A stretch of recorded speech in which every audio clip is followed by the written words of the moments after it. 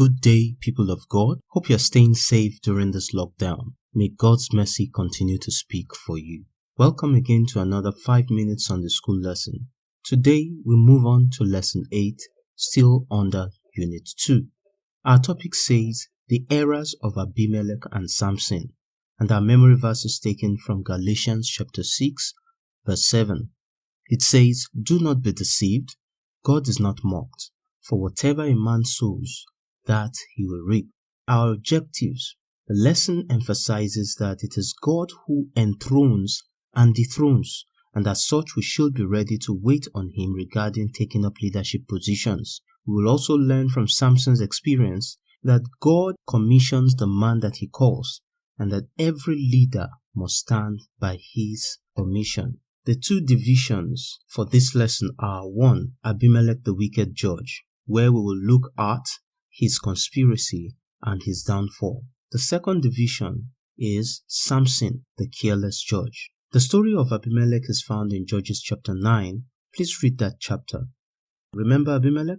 We mentioned him in lesson 6. Abimelech was a bastard son of Gideon, who was also called Jerubbaal. His mother was from Shechem. Remember, Gideon married many wives and had concubines with several children. Abimelech became very ambitious and wanted the place of authority. After all, his father Gideon had ruled, and the Israelites once asked him to continue to rule with his children over them. That was exactly what Abimelech wanted. It was obvious that he didn't know God and that God had not chosen him. He had a selfish ambition. People are in places of leadership today out of selfish ambitions. They end up making bad leaders. People aspire for leadership positions both in and outside the church for such selfish reasons that include wanting control, the want of wealth, the want of fame, and they see leadership positions more as promotions than service opportunities. God rewards service and not position. One could offer his service without being given a leadership position. Abimelech certainly was not God's choice for leadership at the time, and neither was he anyone else's choice. So he had to find a way of imposing himself. He did so by first using his mom to speak to her people so he could get accepted.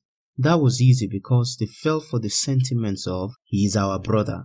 This is common in our society today, where elections are usually about tribes and usual saying of Omowani, Ejoshi. This has also found its way into the church, where people elect based on tribal and similar sentiments. He then conspired with his mother's people to kill his 70 brothers. People can go to extremes to ensure that they get to positions, and this does not exclude the church. They spend money, they defame others who they feel are threats to them. They even make enemies of one another to have positions like deacons, elders, society heads, pastors, and etc. So, does God do anything regarding this? Abimelech got what he wanted. They made him their leader, but the story didn't end there.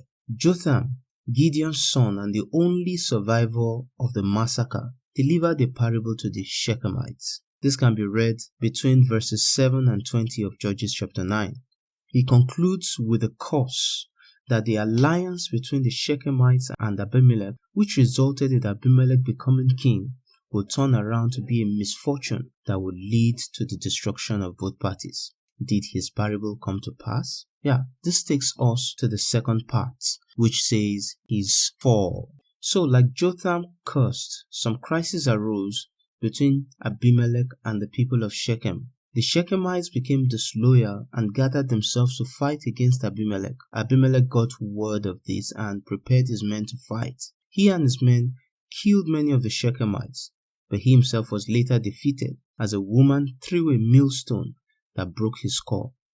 Jotham's curse came to pass as God avenged the death of the sons of Jerubbaal.